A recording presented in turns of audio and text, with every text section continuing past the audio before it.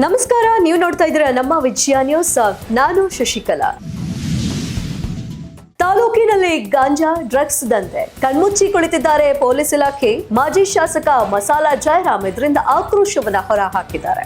ಹೌದು, ತುರುವೇಕೆರೆ ತಾಲೂಕಿನ ಮಾಯಸಂದ್ರ ರಸ್ತೆಯಲ್ಲಿರುವ ಮಾಜಿ ಶಾಸಕ ಮಸಾಲಾ ಜಯರಾಮ್ ರವರ ಫಾರ್ಮ್ ಹೌಸ್ನಲ್ಲಿ ಪತ್ರಿಕಾ ಮಾಧ್ಯಮ ಗೋಷ್ಠಿ ನಡೆಸಲಾಯಿತು. ಇದೇ ವೇಳೆ ಮಸಾಲಾ ಜಯರಾಮ್ ಮಾತನಾಡಿ, ತಾಲೂಕಿನೆಲ್ಲೆಡೆ ಡ್ರಗ್ಸ್ ಗಾಂಜಾ ಮಾಫಿಯಾ ಹೆಚ್ಚಾಗಿದ್ದು, ಇದರಿಂದಾಗಿ ಯುವ ಜನತೆ ಪೋಷಕರ ಕೈತಪ್ಪಿ ಹೋಗುವಂತಾಗಿದೆ. ಈಗಾಗಲೇ ನಮ್ಮ ಗ್ರಾಮವಾದ ಅಂಕಾಳ ಕೊಪ್ಪದಲ್ಲೂ ಗಾಂಜಾ ಡ್ರಗ್ಸ್ ಸೇವನೆಯಿಂದ ಈಗಾಗಲೇ ಒಂದು ಕೊಲೆಯೂ ಸಹ ಆಗಿದ್ದು, ಡ್ರಗ್ಸ್ ಗಾಂಜಾ ಮಾಫಿಯಾ ಬಗ್ಗೆ ಹಲವು ಬಾರಿ ಅನೇಕ ದೂರುಗಳು ಬಂದಿದ್ರು. ಪೊಲೀಸರಿಗೆ ಡ್ರಗ್ಸ್ ಗಾಂಜಾ ಸರಬರಾಜು ಮಾಡುವವರ ಪರವಾಗಿಯೇ ಪೊಲೀಸ್ ಇಲಾಖೆ ಕಾರ್ಯನಿರ್ವಹಿಸುತ್ತಿದೆ.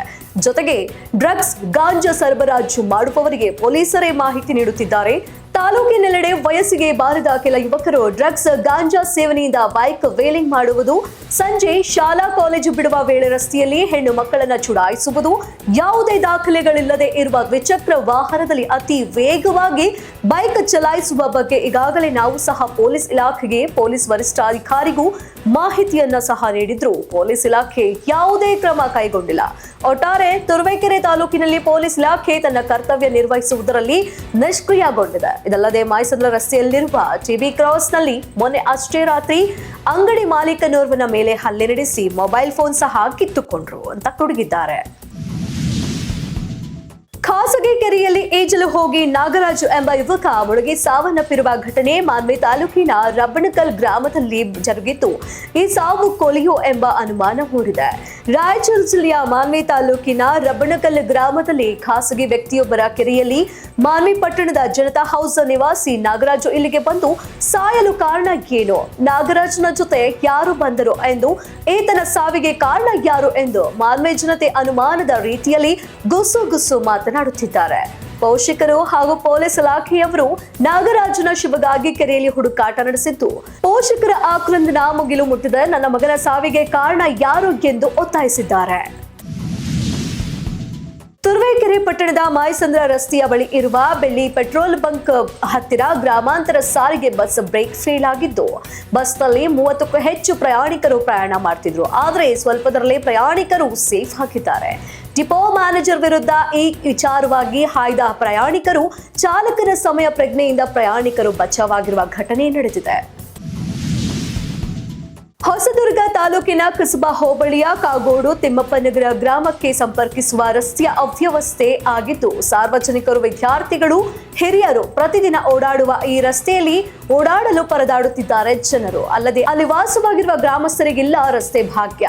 ಮಾನ್ಯ ತಾಲೂಕಿನ ಶಾಸಕರಿಗೆ ಅನೇಕ ಬಾರಿ ಹೇಳಿದ್ರು ಕೂಡ ಸಹ ಯಾವುದೇ ಕೆಲಸ ಮಾಡಿಲ್ಲ. ಕೇಂದ್ರ ಮತ್ತು ರಾಜ್ಯ ಸರ್ಕಾರಗಳು ಪರಿಶಿಷ್ಟ ಪ್ರಗತಿಗೆ ಪ್ರತಿ ವರ್ಷವೂ 1,000 ಕೋಟಿ ರೂಪಾಯಿ ಅನುದಾನ ನೀಡುತ್ತಿದ್ದು, ಆದರೂ ಸಹ ಕೆಟಿ ನಗರ ಗ್ರಾಮ ರಸ್ತೆ, ಬಸ್ ಸಂಚಾರ ವ್ಯವಸ್ಥೆ ಹಾಗೂ ಮೂಲಸೌಕರ್ಯ ಅಭಿವೃದ್ಧಿ ಇಲ್ಲದೆ ವಂಚಿತರಾಗಿದ್ದು, ಆಡಳಿತ ವ್ಯವಸ್ಥೆ ವಿರುದ್ಧ ಜನ ಆಕ್ರೋಶಕ್ಕೆ ಕಾರಣವಾಗಿದೆ. ಈ ಗ್ರಾಮದಲ್ಲಿ 60ಕ್ಕೂ ಹೆಚ್ಚು ಮನೆಗಳಿದ್ದು, ಬಾಗೂರು ಗ್ರಾಮ ಪಂಚಾಯಿತಿ ಕೇಂದ್ರದಿಂದ 1 ಕಿಲೋಮೀಟರ್ ದೂರದಲ್ಲಿದೆ. ಹೊಸದುರ್ಗ ನಗರದಿಂದ 10 ಕಿಲೋಮೀಟರ್ ಇರುತ್ತದೆ. ಮಳೆಗಾಲದಲ್ಲಿ ಬಾಗೂರು ನೀರಗುಂದ ಕೆರೆಗಲ್ಲು ಭರ್ತಿಯಾದ್ರೆ ಕೆರೆಗಳು ನೀರು ಕೆಟಿ ನಗರ ಗ್ರಾಮಕ್ಕೆ ಸುತ್ತಲೂ ಹರಿಯ ಬರುತ್ತಿರುತ್ತದೆ. ಗ್ರಾಮಸ್ಥರು ಕೈಯಲ್ಲಿ ಜೀವ ಹಿಡಿದು ಬದುಕುವಂತಹ ಸ್ಥಿತಿ ನಿರ್ಮಾಣವಾಗಿದ್ದು, ಹಾಗಾಗಿ ಗ್ರಾಮ ಪಂಚಾಯಿತಿ ಆಡಳಿತ ವಿರುದ್ಧ ಹಾಗೂ ಸಂಬಂಧಪಟ್ಟ ತಾಲೂಕು ಅಧಿಕಾರಿಗಳು ಈಗಲಾದರೂ ಗ್ರಾಮಕ್ಕೆ ಭೇಟಿ ಕೊಟ್ಟು ಸಮಸ್ಯೆ ಬಗೆಹರಿಸಿ ಎಂದು ಕೇಳಿಕೊಂಡಿದ್ದಾರೆ. ಶಕ್ತ ಯೋಜನೆ ಅಡಿ 500 ಕೋಟಿ ಮಹಿಳೆಯರು ಬಸ್ ಪ್ರಯಾಣ ಹಿನ್ನೆಲೆ ಹುಬ್ಬಳ್ಳಿಯ ಹೊಸೂರು ಬಸ್ ನಿಲ್ದಾಣದಲ್ಲಿ ಸಂಭ್ರಮಾಚರಣೆಯನ್ನು ಆಚರಿಸಿದ್ದಾರೆ.